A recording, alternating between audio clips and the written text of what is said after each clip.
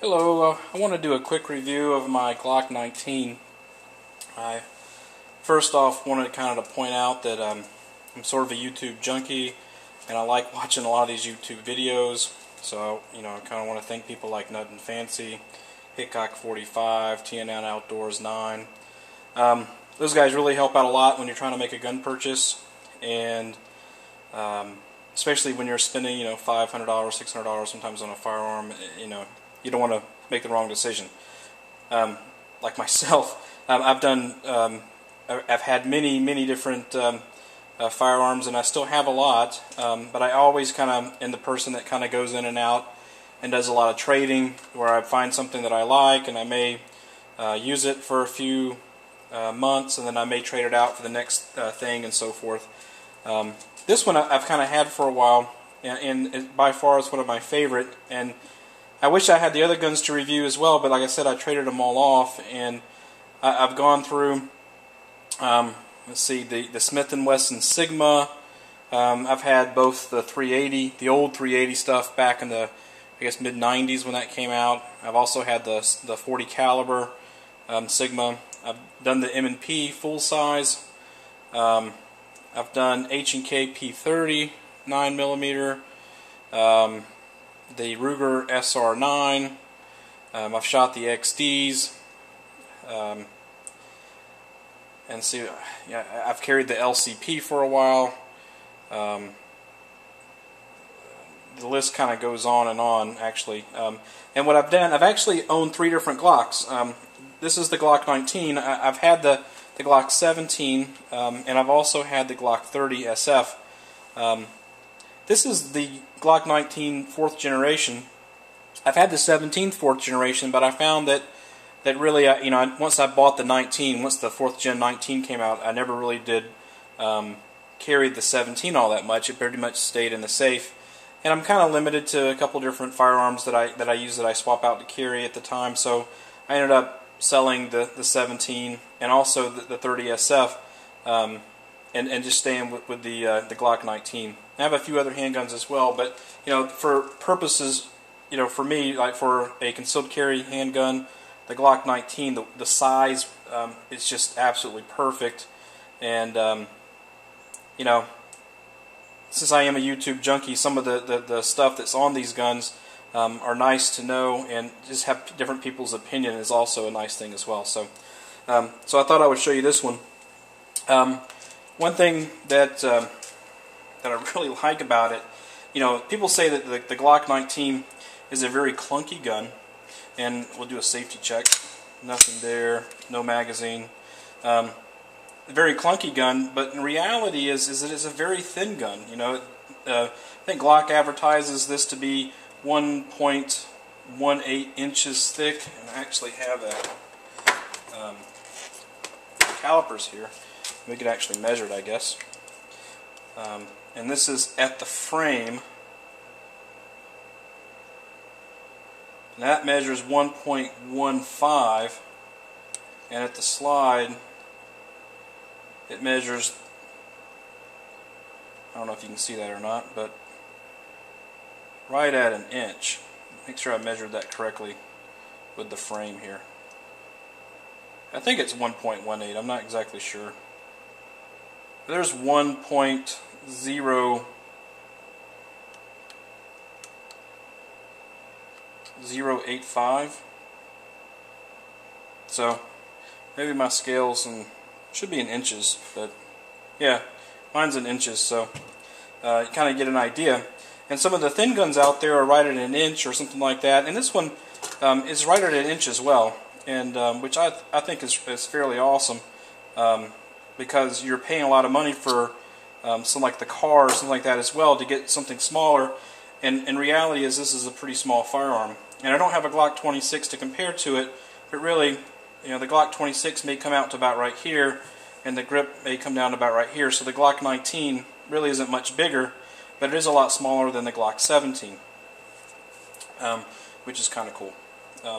So another thing that I really do like about this particular firearm is being so small that it is, that it does hold 15 rounds, and you probably know this already, but for 15 rounds, and a concealed carry firearm when we're going to the fact that we're doing the single stacks, like for a Kel-Tec PF9, which I've owned that as well. You're looking at what, 7 rounds? I think that's what that is, plus 1. So you don't really have a whole lot of firepower there, and 15 rounds. Oops, excuse me, hit the camera. 15 rounds makes a huge difference. Now me, the reason why I went with the Gen 4, and by the way, I used to hate Glocks, absolutely hate them, because everybody had one, I guess, and I thought they were ugly and they were clunky and so forth, but I've kind of come to like certain things about the Glock, especially the Gen 4. First of all, my hands are not the hugest hands. I have little paws, and the good thing about the Gen 4 is that really is I can kind of not put a back strap on here and actually clear the gun again. Actually am able to reach the trigger without any problem whatsoever. As a matter of fact, even with the Gen 3s, now that I've bought the Gen 4, the Gen 3 stuff, I can shoot those just as well, but just because of the way that I have my grip, and I put a lot of pressure on these fingers here when I hold the firearm. So the fact that the grip is bigger doesn't really affect me all that much anyway. But I've come to like it there. Another thing that I really like is the simplicity of this particular firearm, the way that it looks. I used to hate it, but now I like it in the sense that there's nothing really fancy about it. Look at the slide serrations on the back. You really only have these straight up and down. They did make the fishgill ones for a while, which looked okay. One of my next firearms that I really want to purchase is a 1911, and there's a lot of cool 1911s out there. You got the Raptor style with the fish scales, snakes, all this kind of stuff. Anyway, I prefer the government models. I prefer blued as well, and I prefer the ones with the straight serrations. I don't like the front serrations as well. I very rarely used it. When I had the P30, I tried to use it a few times and just didn't. It's kind of a habit thing that I had to use, like to check to see if there was a round in the firearm. It's my firearm. I know if there's a round in the firearm. I practice firearm safety, as we all do. So, I don't really need an indicator or anything like that in that sense. And I don't need the front serrations really to tell me, to be able to look. I mean, there's nothing wrong with doing this to take a look as well. So, one cool thing that I really like about this as well is after having like the SR9, the H&K P30, and now going to this, there's nothing here on the side basically to snag on anything. The P30 has a very large slide release, and I found that I couldn't shoot like this. I had to roll my thumb over because the recoil was causing that slide release to jam in my thumb. I hated that. It really got on to me, and it really ticked me off after I spent a lot of money on a firearm like that. Actually, I traded a lot of stuff to get it, but that's okay. I like not having anything there. And if all firearms came like that, they were pretty much streamlined, it's not going to get snagged on anything, I think things would be a lot better, at least for me. That's just my personal preference. So I don't like an extended slide release on a Glock.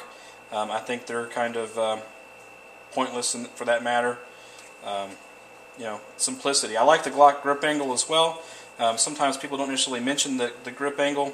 It's a lot different than the H&K that I had. It's a little bit more angled, but you are prone to the limp wristing. You have to kind of angle your hand down a little bit as you fire. Something I had to get used to. I had a couple of failure to ejects with the 17 because that was my first Glock that I really ever shot. So, but anyway, the Raptor's kind of up. Just a different perspective, without taking the gun down or anything like that. Just a basic talk on the Glock 19. I really like it, and I've had this one since the Gen 4s came out. I think I got this, like the first week. This is what I basically sold the H&K to get at the time. So, I like it. Hopefully this is a different perspective than what you're used to seeing. There it is. Please comment.